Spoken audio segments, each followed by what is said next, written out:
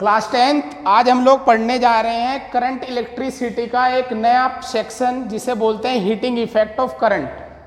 Heating effect of current मैं इसको अलग से चैप्टर मान के पढ़ाता हूँ और इस चैप्टर को मैं चैप्टर 2 भी लिख दिया है मैंने।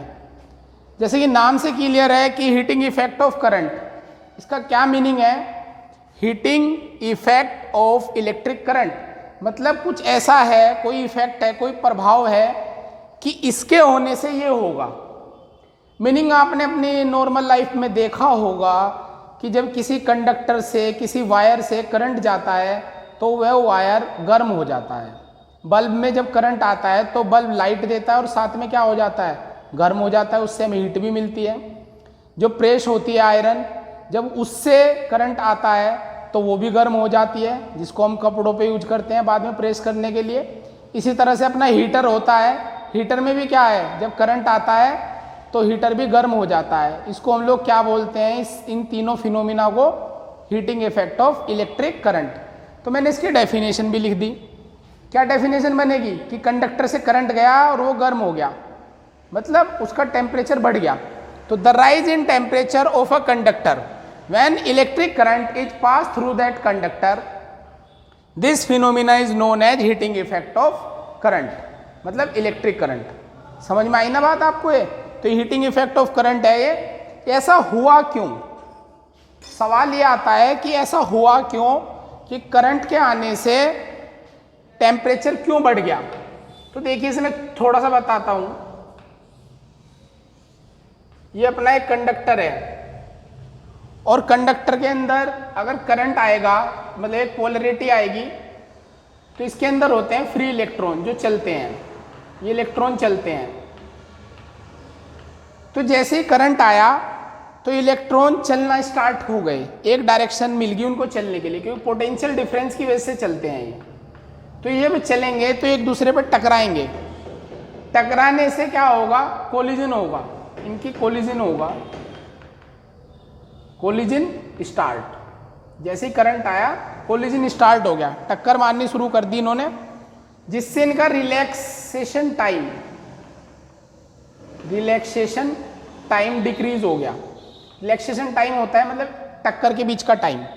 तो रिलैक्सेशन टाइम क्या हो गया? डिक्रीज हो गया, जिससे इनका रेजिस्टेंस बढ़ गया। क्योंकि रेजिस्टेंस का एक फॉर्मूला होता है R = ml/Ne²τA। ये हायर क्लासेज में पढ़ा जाता है 12th में, बट आप समझ लें कि अगर टेम्परेचर बढ़ेगा कंडक्टर का तो उसका रिलैक्सेशन टाइम घटेगा, जिससे उसका रेजिस्टेंस बढ़ जाएगा। रेजिस्टेंस बढ़ने की वजह से गर्म हो जाते हैं, टेम्परेचर बढ़ने से रेजिस्टेंस बढ़ जाता है। क्या मेरी बात क्लियर है? तो मेनली का मेन कारण क्या है टेम्परेचर बढ़ने का? Collision of electron. तो क्या कारण है इसका main? Collision of electrons is the main cause of heating effect of current, electric current। तो कोलिजन इसका मेन कारण है। रीजन इसका वो है, अभी आपको थोड़ा कम समझ में आएगा। रिलैक्सेशन टाइम को अगर मैं थोड़ा सा डिफाइन करूं, जैसे दो इलेक्ट्रॉन है, ये चल रहे हैं, फ्रीली मूव करते रहते हैं। ये इलेक्ट्रॉन इस पर टक्कर मारी इसने, इससे टकराने के बाद ये इसके पास गया, तो यहाँ से यहाँ तक ये फ्री रहा बिल्कुल, इसे इसका रिलैक्सेशन टाइम कहा जाता है। लेकिन अगर इसके पास एनर्जी बढ़ जाए तो ये टक्कर और जल्दी हो जाएगी, तो इससे क्या होगा? रिलैक्स करने का टाइम डिक्रीज हो जाएगा। अब इस पे एक बड़े साइंटिस्ट जूल ने बहुत वर्क किया था, तो उसके लोगो पढ़ते हैं, वो है हमारा जूल्स लॉ ऑफ हीटिंग। तो हम लोग अब पढ़ने जा रहे हैं calculation of heat produce in a conductor, मतलब तार गर्म तो हुआ पर उससे हीट कितनी निकली, इसकी कैलकुलेशन। और इसे हम लोग जूल्स लॉ ऑफ हीटिंग के नाम से भी जानते हैं। बोर्ड में जूल्स लॉ ऑफ हीटिंग के नाम से भी आता है। देखिए जूल्स लॉ ऑफ हीटिंग क्या है? मान लीजिए अपना ये कंडक्टर है और तार है, कंडक्टर का मतलब तार से ही होता है, तो तार का अपना एक रेजिस्टेंस होगा। यहाँ से वहाँ करंट जा रहा है, आई करंट इससे फ्लो हो रहा है, आई। ये रेजिस्टेंस R है, तो ये करंट को जाने से मना करेगा, तो उससे होगा क्या? जब ये करंट को जाने से मना करेगा तो उससे गर्म हो जाएगा, जिससे हीट निकलेगी। तो ये क्या प्रोड्यूस करेगा? हीट। पूरे वायर में है, जिसे मैं पहले भी बताता हूँ, हम इसको बस एक सिंबल से रिप्रेजेंट कर देते हैं। ये जाता क्यों है उधर से उधर? अगर यहाँ का पोटेंशियल V1 हो और यहाँ का V2 हो, if V1 greater than V2 तो पोटेंशियल का डिफरेंस होगा, तभी करंट बड़े से छोटे पोटेंशियल की तरफ फ्लो करता है। देन V इक्वल टू क्या बनेगा? V1 माइनस V2, और इसको क्या बोलते हैं हम लोग बेटा? Potential difference. Potential difference. तो ये हमारी हीट है H। तो जूल्स ने कहा, क्या कहा जूल्स ने? जूल्स ने कहा कि जो हीट प्रोड्यूस हो रही कंडक्टर के अंदर, heat produce by conductor, produce by conductor, वो इस वर्क पे डिपेंड करती है जो चार्ज को या करंट को V1 से V2 तक ले जाने में किया जाता है।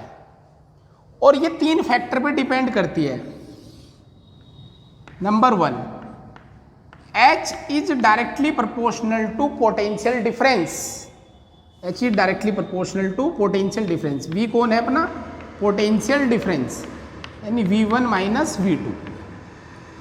ये डिफरेंस पे डिपेंड करती है। अगर ये डिफरेंस 0 हो जाए तो हीट जाएगी नहीं, और जितना ज़्यादा ये डिफरेंस होगा उतनी ज़्यादा ही हमारी हीट जाएगी। ये मेरा पहला रिलेशन है। दूसरी बात क्या बोली जूल ने?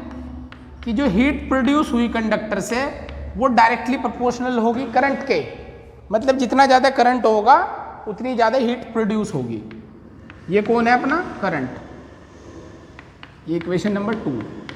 और तीसरी बात जूल ने बोली कि heat produce by conductor is directly proportional to time, यानी जितने ज़्यादा टाइम तक करंट चलेगा उतनी ज़्यादा हीट प्रोड्यूस होगी। तीनों नेचुरल सी बात है। पहले में बताया पोटेंशियल डिफरेंस होने की वजह से हीट प्रोड्यूस होती है, बिल्कुल सही बात है। अगर डिफरेंस नहीं होगा तो चार्ज नहीं चलेगा। दूसरी बात, करंट के डायरेक्टली प्रोपोर्शनल है, यानी जितना ज़्यादा करंट होगा उतनी ज़्यादा क्या होगी? हीट प्रोड्यूस होगी।